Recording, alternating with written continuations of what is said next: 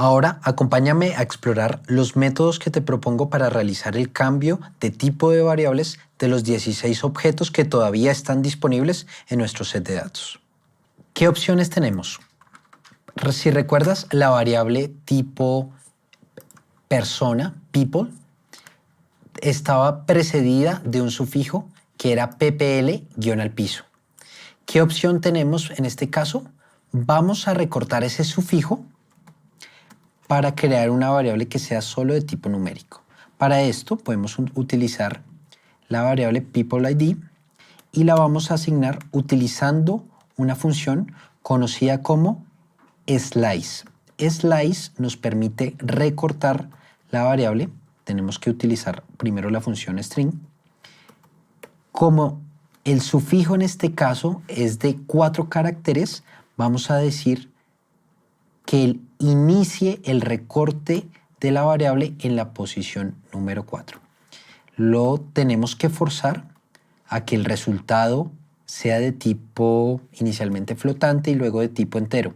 De lo contrario, si no lo forzamos a este cambio de variable, el resultado va a ser de tipo string.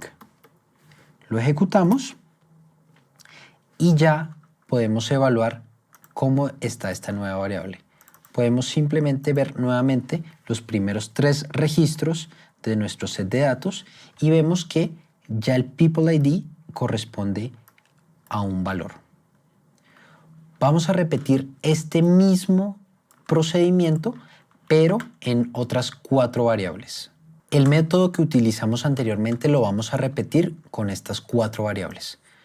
Por efectos de la clase, simplemente voy a copiar el código y ejecutarlo.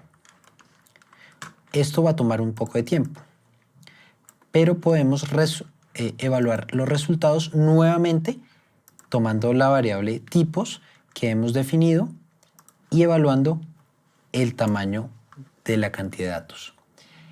Como ves, ya en pantalla tenemos 35 variables enteras y todavía nos restan 11 variables que tenemos que seguir evaluando. ¿Cuál es el siguiente paso? Bueno, podemos empezar a evaluar qué cantidad de variables distintas están en cada una de las columnas. Por efectos de tiempo, vamos a utilizar el siguiente código. Simplemente estoy tomando nuevamente la variable tipos, buscando los tipos que sean de naturaleza objeto y evaluamos cuáles son de tipos categóricos para ver el tamaño, es decir, cuántos valores distintos existen en estas columnas. Al ejecutarlos vemos que la variable fecha contiene 411 valores distintos, la variable char1 y char2 tienen 2 y 3 valores distintos, nuevamente la variable date tiene 1196 valores distintos y el resto de variables tienen unos valores relativamente aceptables. ¿Cuál es la estrategia en este caso? Trabajemos primero con las variables fechas, que son las que tienen mayor cantidad de valores distintos. Otro aspecto importante de trabajar en las variables de tipo fecha es que podemos tratar de identificar patrones estacionales. ¿Cómo lo podemos hacer? Vamos ahora a crear unas variables adicionales en las que extraigamos, por ejemplo, el día de la semana, el mes, el trimestre, todo con el objetivo de que la red pueda tener más información de tipo estacional y podamos identificar patrones que de otra manera podrían permanecer ocultos.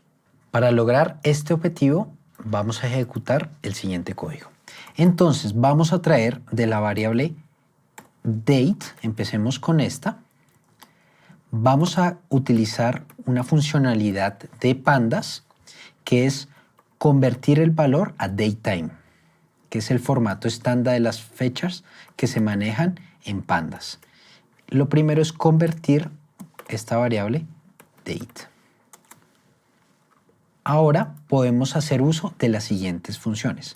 Vamos a crear en la variable consolidado una nueva variable que sea día. Y este día va a ser igual a consolidado date usando la función datetime.día. Veamos en qué consiste. Ahora veamos el contenido de la variable día que acabamos de crear. Como te das cuenta, es el día del mes numéricamente lo que está almacenado en esta variable. Podemos repetir este mismo ejercicio, pero ahora hagámoslo con el día de la semana. Creemos una variable que se llama día de semana. En este caso estoy esperando que el valor sea un numérico entre 1 y 7. La función en este caso no va a ser day, sino weekday. Y de una vez vamos a evaluar el contenido de esa variable que va a ser día, semana. Y ejecutémoslo. Como te das cuenta, ahora son valores enteros que están entre 1 y 7. Este ejercicio lo podemos repetir con otros tipos de periodicidades como lo son semana, mes, trimestre o año. Ejecutémoslos. Tener más información, tener más variables de este tipo va a enriquecer los análisis que pueda realizar la red. Vamos a repetir este mismo ejercicio, pero ahora con la variable fecha de actividad. Vamos a hacer exactamente el mismo tipo de creación de variables adicionales. Y como último paso, en este sentido, vamos a borrar las dos variables originales que teníamos. Ejecutémoslo y perfecto. Vamos a copiar nuevamente el código para evaluar otra vez la cantidad de variables que tenemos. Vamos a utilizar exactamente este mismo código. Ejecutémoslo. Como te das cuenta, ya tenemos 47 variables de tipo entero y solo nos restan 9 de tipo categórico. En estas variables vamos a hacer un insight adicional. Como lo has visto en tu código, nos restan 9 variables de tipo objeto. La variable que tiene más categorías tiene 43 categorías. En estos casos ya podemos aplicar un procedimiento conocido como el one-hot encoding. ¿En qué consiste? Por cada categoría vamos a crear una serie de columnas, de tal suerte que todas las categorías van a consistir en muchos ceros, excepto en un valor. Esta es la manera como podemos identificar las diferentes categorías en todo el set. Afortunadamente, contamos con una función embebida en la librería de scikit-learn que nos ayuda con este propósito. Sigamos en el código.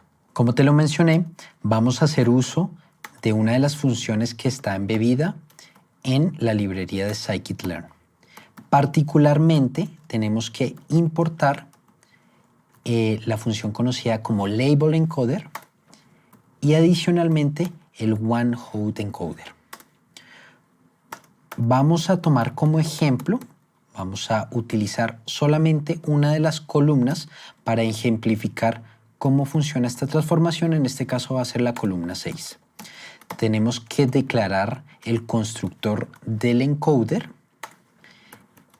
y ahora tenemos que hacer un ajuste. Voy a crear una variable llamada LE ajustado que va a consistir en ese encoder que acabamos de transformar ajustado a los datos. ¿A los datos de qué? De nuestro set de datos, particularmente la columna que hemos seleccionado para este ejemplo. Tenemos que hacer un ajuste del tamaño para que sea identificado como un arreglo unidimensional. Luego de esto, tenemos que crear el encoder. Nuevamente, tenemos que llamar el constructor. En este caso, vamos a utilizar el parámetro sparse de naturaleza falsa. Y ahora podemos crear una nueva variable que se llame column. ¿Para qué es esto? Para que se cree una nueva columna por cada categoría distinta que esté disponible en esa variable char6. La voy a denominar así para que se ejecute particularmente con este nombre, con un for. Entonces vamos a tener una por cada una de las clases que él haya identificado. Ahora evaluemos ese contenido. Entonces, al ejecutar, mira, en la variable char6 existían 7 valores distintos, que eran tipo 1, tipo 2, tipo 3, tipo 4. Con esta función que acabamos de hacer, vamos a crear una columna que se denomine de esta manera. char6, guión al piso, tipo 1, tipo 2, tipo 3. Y así sucesivamente. Esta es la naturaleza con la que se realiza el one-hot decoding. Ahora creémoslo. Entonces vamos a crear un data frame que va a utilizar ese mismo encoder que ya hemos declarado. Lo vamos a ajustar empleando ¿qué? El label encoder que ya hemos entrenado con los datos.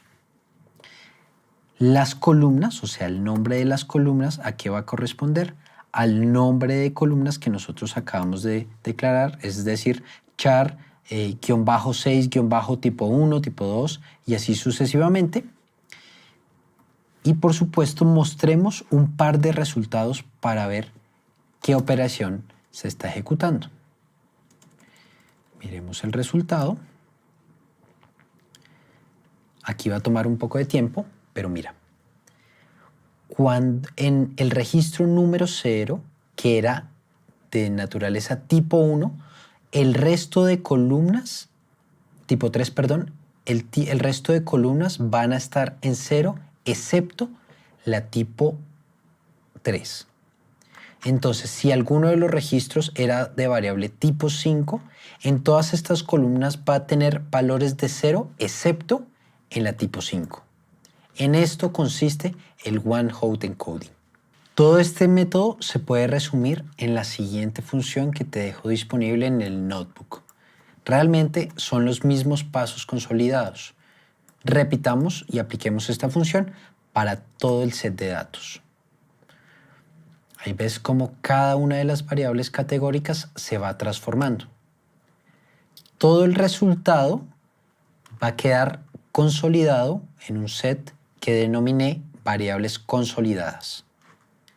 Así que una vez finalice, mira que tenemos los mismos 2.197.000 registros, pero ahora tenemos 177 variables. Evaluemos el resultado. Como te das cuenta, todos son ahora de naturaleza numérica y entera, de hecho. Aquí tenemos disponibles todos los campos. Con este set de datos ya podemos empezar a trabajar y a evaluar el set de información para entrenar, para validar y para hacer las pruebas en la red neuronal. Como lo has visto, tuvimos que recurrir a una serie de trabajos orientados a transformar el set de información para ajustarlo en el formato que las redes neuronales lo requieren para poder empezar a trabajar. Esta operación es muy común con los sets de información reales. Te invito a que me acompañes en la siguiente lección donde definiremos la arquitectura y trabajaremos con este set de datos.